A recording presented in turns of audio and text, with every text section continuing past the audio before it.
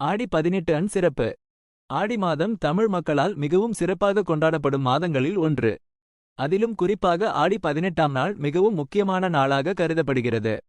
காவிரி நதிக்குரிய நாள் ஆடி 18 என்பது முக்கியமாக காவிரி நதிக்குரிய நாளாக கொண்டாடப்படுகிறது. காவிரி நதி தமிழகத்தின் முதுகு எலும்பு போன்றது. இந்த நதியின் நீரைப் பெற்றுத்தான் தமிழகத்தில் விவசாயம் செய்யப்படுகிறது.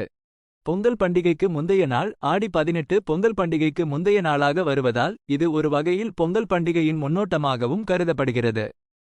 பெண்களுக்குரிய நாள் ஆடி 18 பெண்களுக்குரிய நாளாகவும் கொண்டாடப்படுகிறது.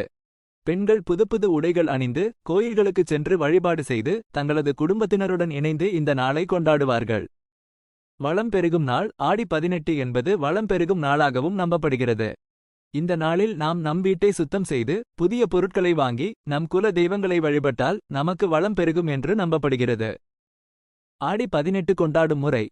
காவிரி நதியில் நீராடுதல். ஆடி 18 அன்று காவிரி நதியில் நீராடுவது மிகவும் புனிதமானதாக கருதப்படுகிறது. கோயில்களுக்குச் சென்று வழிபாடு செய்தல். ஆடி 18 அன்று கோயில்களுக்குச் சென்று குல தெய்வங்களை வழிபடுவது மிகவும் முக்கியம்.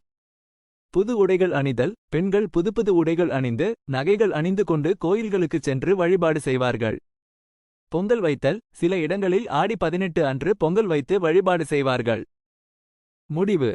ஆடி 18 என்பது தமிழ் மக்களின் பாரம்பரியம் மற்றும் கலாச்சாரத்தை பிரதிபலிக்கும் ஒரு முக்கியமான நாள். இந்த நாளில் நாம் நம் முன்னோர்களை நினைத்து நம் குடும்பத்தினருடன் இணைந்து நம் கடவுளை வழிபட்டு நம் வாழ்க்கையில் வளம் பெருக வேண்டும் என்று வேண்டிக் கொள்வோம். நீங்கள் ஆடி 18 ஐ எப்படி கொண்டாடுகிறீர்கள்?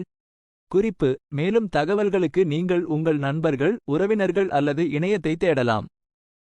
ஆடி 18 தமிழ் பண்டிகை காவிரி நதி.